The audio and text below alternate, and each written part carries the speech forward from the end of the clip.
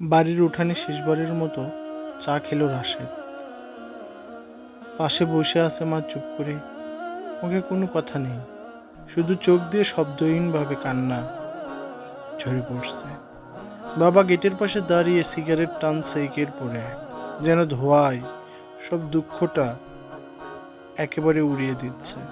ছোট ভাই তার ব্যাগ শক্ত করে ধরে রেখেছে, ছাড়তে চায় না কিছুতেই।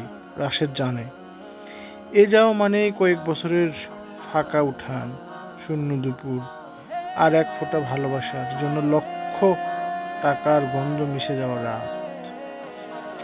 গেটের বাইরে দাঁড়িয়ে আছে এয়ারপোর্টের পথে গাড়িটা। মা একবার শেষবারের মতো মাথায় হাত রাখছেন। ভালো থাকিস বাবা, শরীর ঠিক রাখিস, এর চেয়ে বড় দোয়া আর কিছুই নেই। বিমানের সিঁড়িতে বেয়ে ওঠার সময় রাশেদ শেষবারের মতো তাকায়, ছোট ভাই হাত নাড়ে।